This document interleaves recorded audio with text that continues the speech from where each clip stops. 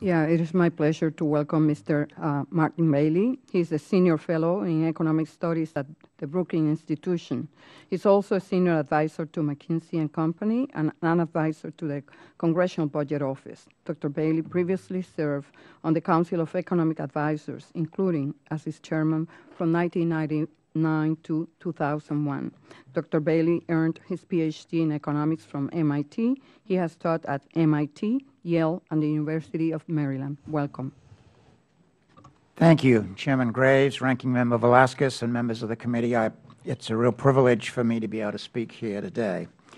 Let me start on the overall economy. It's still fairly weak, although I think it is doing better than it was. I think we are going to see somewhat stronger growth in 2012 than we saw in 2011, and I think the report from Dr. Jacoby supports that. Optimism is beginning to rise both among consumers and among small business. Nevertheless, I would not expect to see more than about 2 to 3% growth in 2012. Why are we having such a slow recovery? Housing. It's got an awful lot to do with the fact that we ended up in this housing bubble. We all spent too much money thinking that we were richer than we were. We built too many houses. And as the bubble burst, we lost a lot of household wealth. And so we really are still experiencing the legacy of the housing bubble. Also, recessions develop their own kind of inner dynamic. You get a loss of jobs, a loss of income, then consumption is weak. That means that sales are weak, so hiring and investment are weak because sales are weak. And so then, that goes around again, and we end up, we've dug a fairly deep hole, and it's taken a long time to get out of it. I think it would have been helpful, actually, if everyone, policymakers and economists, had realized just how long it was going to take to get out of this mess. It really was the most severe recession in a long, long time, and that's just not solved very easily. I think there is an upside. I think we could get more than 2 to 3% growth if confidence begins to build. This is about the time when you might expect to see the recovery really begin to break out on the upside, so I do have some confidence. On the other hand, we have some risks, too, including Europe. If Europe goes down, if we get a lot of financial failures in Europe, I think it will be very hard for the U.S. not to get dragged down. We have tensions in the Mideast. If oil prices were to jump, that would be another serious problem. Turning to small business, as you know, it's been very hard hit. I have some charts in my testimony. There were fewer startups and a lot of stress among existing businesses. Why are there fewer startups? Well, obviously, when you go into recession, it's just not as attractive to try to start up a new restaurant, a new dry cleaner, whatever it is, a technology company. Those things have been much less attractive in these recession conditions that we've had. Another issue is the loss of homeowner equity.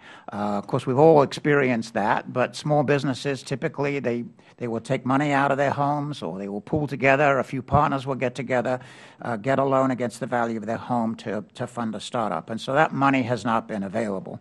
Also, bank credit, which is, has been tightened and then loosened, as Ms. Velasquez said, but it's still, I think, more difficult to get funding if there's a lot of uncertainty if you are a small business. So lack of sales, lack of credit, those have been the things that have hurt on the startup side. Now, there are concerns about regulation, as I think you'd expect, and taxes, and the deficit. I have concerns about all of those things, so I think those are important issues. And let me talk about the regulation issue. The one that's kind of gotten the biggest hit has been the Affordable Care Act, and there's just tremendous opposition to that, which to me seems out of proportion to the content of the Act itself. There are no requirements on businesses with 50 or fewer employees to provide health insurance, nor are they required to pay a penalty if they don't. And that's actually most small businesses, so they're not really affected that much.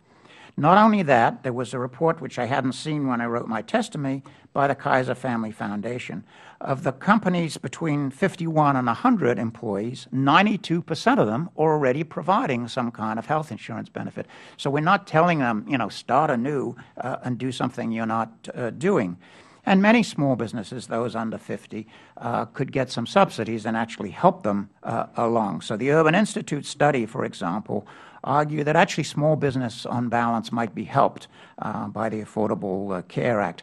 Now, I understand why if you are small business, they say, oh, this is a problem, this is terrible, this is all this regulation, because I think that's what they hear all the time. That's what everybody's saying. So, you know, that's something that they get that feeling. I'm running out of time. Let me just say what could be done. Obviously, if we can improve the overall economy, we'll improve small business as well. So some modest continued stimulus. I think it was a good idea to do the payroll tax, and we should extend that for the whole year, find a way to do that. I think on the credit side, we should work with bank regulators. We don't want to give away money and have a lot of bad loans again, so let's not go back to that. But I think banks and regulators, there is some demand for credit from sound businesses, and so more could be done in that area. I think the SBA has done a good job, and I think we should think about maybe ways to get a little more money to the SBA to provide guarantees or to do some direct lending. I would also just finally mention that the Startup Act of 2012 has been proposed in the Senate. It's got a number of different things, and I don't agree with everything in it, but it does suggest we should simplify and streamline some of the permissions and regulations, some of which happen at the state and local level. So they're really, that's an area where maybe the federal government and state and local governments can cooperate. I think it'd be good to get more visas for skilled people, because I think they are job creators, and we need to do more to help the skills of the American population so that small businesses can find the people they need. Thank you. I'll stop there.